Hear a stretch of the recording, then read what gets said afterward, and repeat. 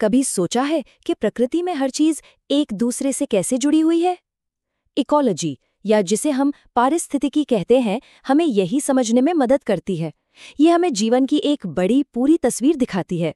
तो चलिए इसी नजरिए से जनसंख्या की इस दिलचस्प दुनिया को समझने की कोशिश करते हैं। अच्छा, जरा सोचिए, सुबह का वक्त है और कोई चिड़िया बहुत मीठा गा रही है। अब ये आवाज सुनकर हमारे मन में दो तरह के सवाल आ सकते हैं, और ये दोनों सवाल हमें प्रकृति को समझने के दो बिल्कुल अलग-अलग रास्ते दिखाते हैं। पहला सवाल है, कैसे? मतलब चिड़िया के गले में ऐसा क्या है, कौन सा तंत्र है जिससे वो गा पाती है? इसका जवाब हमें उसकी शारीरिक बनावट में मिल जाएगा। लेकिन दूसरा और मेरे हिसाब से ज्यादा दिलचस्प सवाल है, क्यों? आखिर वो गा ही क्यों रही है? हो सकता है वो अपने साथी को बुला रही हो। इकोलॉजी जो है ना, वो इन्हीं क्यों वाले सवालों के जवाब ढूंढती है ना मजेदार? तो ठीक है, एक अकेली चिड़िया से आगे बढ़ते हैं और अब सोचते हैं चिड़ियों के पूरे झुंड के बारे में। और बस यहीं से हमारी आज की चर्चा का असली विषय शुरू होता है, जनसंख्या। देखिए, जब हम इकोलॉजी में जनसंख्या की बात करते हैं तो इसका मतलब सिर्फ इंसानों की गिनती नहीं होती। इसका मतलब होता है एक ही प्रजाति के जीवों का समूह जो एक ही इलाके में रहते हों, एक जैसे संसाधन इस्तेमाल करते हों और सबसे जरूरी आपस में प्रजनन कर सकते हों। जैसे किसी तालाब में रहने वाली सारी रोहू मछलियां या किसी जंगल के सारे सागौन के पेड़। यहाँ एक बहुत ही दिलचस्प बात है। देखिए, एक अकेला जीव या तो पैदा होता है या मर जाता है, लेकिन पूरी आबादी की एक जन्म दर और एक मृत्यु दर होती है। कोई एक जीव नर हो सकता है या मादा, पर पूरी आबादी का एक लिंगानुपात होता है। मतलब ये ऐसी खासियतें हैं जो किसी एक में नहीं बल्कि पूरे समूह में नजर आती हैं। आइए जन्म दर को एक बहुत ही सरल उदाहरण से समझते हैं। मान लीजिए एक तालाब में पिछले साल कमल के 20 पौधे थे। ठीक, इस साल प्रजनन से 8 नए पौधे और उगाए, तो कुल हो गए 28। अब जन्म दर निकालने के लिए हम नए पौधों यानी 8 को पुरानी संख्या यानी 20 से भाग देंगे, तो जवाब आया 0.4। मतलब जन्म दर हुई 0.4 संतान प्रति कमल प्रति वर्ष। ये जो आयु पिरामिड आप देख रहे हैं, ये किसी आबादी के भविष्य की कहानी बताता है। इसका आकार देखकर ही पता चल जाता है कि आबादी बढ़ेगी, घटेगी या स्थिर रहेगी। जैसे इस पिरामिड में नीचे का हिस्सा यानी प्री रिप्रोडक्टिव वाला हिस्सा सबसे चौड़ा है। इसका सीधा सा मतलब है कि युवा पीढ़ी बड़ी है और भविष्य में आबादी तेजी से बढ़ने वाली है। अब आते हैं किसी भी आबादी की कहानी के सबसे अहम मोड़ पर। वो है उसकी बढ़ने की बेहिसाब क्षमता और उसके आसपास के माहौल की सीमाओं के बीच का कांस्टेंट संघर्ष। जरा एक ऐसी दुनिया की कल्पना कीजिए जहां खाने पीने की चीजें और रहने की जगह कभी खत्म ही ना हो, असीमित हो।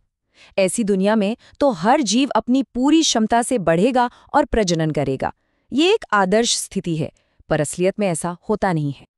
जब किसी आबादी को बढ़ने के लिए सब कुछ मिल जाता है, कोई रोक टोक नहीं होती, तो उसकी संख्या विस्फोटक तरीके से बढ़ती है। 2 गुनी, फिर 4 गुनी, फिर 8 गुनी और इसी तरह।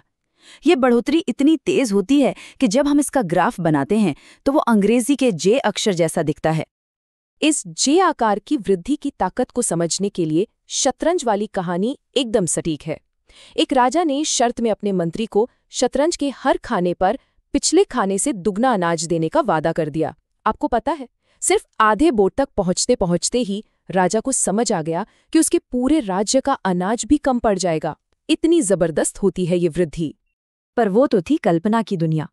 असली दुनिया में हर चीज की एक सीमा होती है। प्रकृति में कोई भी आबादी हमेशा के लिए बिना किसी रोक टोक के नहीं बढ़ सकती। और यहीं पे एक बहुत जरूरी कॉन्सेप्ट आता है, वहन क्षमता या कैरिंग कैपेसिटी। इसे के से दिखाते हैं। बहुत ही आसान शब्दों में ये किसी भी जगह की वो अधिकतम क्षमता है जितने जीवों को वो जगह पाल सकती है। मान लीजिए एक नाव में 10 लोगों के बैठने की जगह है, तो उसकी वहन क्षमता 10 है। बस प्रकृति का भी यही हिसाब है। तो असल दुनिया में आबादी जे आकार में नहीं बल्कि लॉजिस्टिक ग्रोथ मॉडल के हिसाब से बढ़ती है। इसका ग्राफ एस अक्षर जैसा दिखता है। इसमें क्या होता है कि आबादी पहले धीरे धीरे बढ़ती है, फिर एकदम तेजी से, और फिर जैसे जैसे वो अपनी वहन क्षमता यानी के पास पहुंचती है, संसाधनों की कमी होने लगती है और उसकी ग्रोथ धीमी होकर एक सीमा पर जाकर स्थिर हो जाती है। तो चलिए अब एक अकेली आबादी के बढ़ने घटने की कहानी से थोड़ा आगे चलते हैं और ये देखते हैं कि अलग-अलग प्रजातियां आपस में कैसे बातचीत करती हैं, कैसे रिश्ते बनाती हैं, क्योंकि इन्हीं रिश्तों से एक पूरा जैविक समुदाय बनता है। ये टेबल एक तरह से इन रिश्तों का मेन्यू कार्ड है। इसमें जो प्लस का निशान है उसका मतलब है फायदा, माइनस का मतलब है नुकसान, और जीरो का मतलब है कि कोई असर नहीं हुआ। ये एक आसान सा कोड है ये समझने के लिए कि किस रिश्ते में किसको फायदा हो रहा है और किसको नुकसान। परभक्षण यानी प्रेडेशन एक क्लासिक प्लस माइनस रिश्ता है। इसमें शिकारी को तो फायदा होता है, उसे भोजन मिलता है, लेकिन बेचारे शिकार को नुकसान होता है। ये रिश्ता प्रकृति में ऊर्जा को एक जीव से दूसरे जीव तक पहुंचाने और शिकार की आबादी को काबू में रखने के लिए बहुत जरूरी है। और इस कहानी से पता चलता है कि शिकारी कितने जरूरी हैं। हुआ ये कि 1920 के दशक में ऑस्ट्रेलिया में प्रिकली पियर कैक्टस लाया गया। वहां उसका कोई प्राकृतिक शिकारी नहीं था, तो वो लाखों हेक्टेयर जमीन पर बेकाबू होकर फैल गया। आखिरकार उसे काबू में लाने के लिए उसके देश से एक खास कीड़े को लाया गया जो उसे खाता था, और तब जाकर संतुलन वापस आया। अब बात करते हैं एक विन विन सिचुएशन की, मतलब जिसमें दोनों का फायदा हो। इसे कहते हैं सहयोगकारिता या म्यूचुअलिज्म।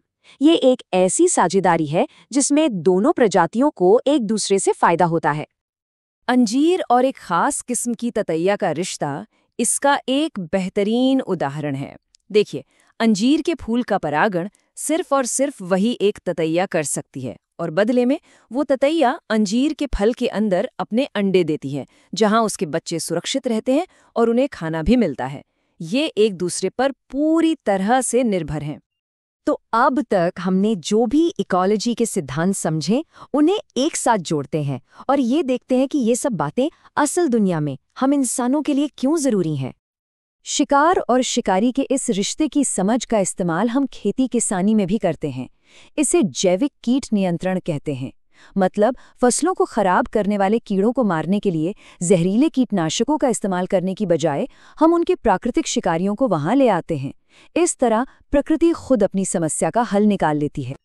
और आखिर में ये एक ऐसा सवाल है जो हम सबको सोचना चाहिए। हमने जे आकार और एस आकार के ग्रोथ कर्व के बारे में सीखा, हमने वहन क्षमता यानी कैरिंग कैपेसिटी की सीमाओं के बारे में भी जाना।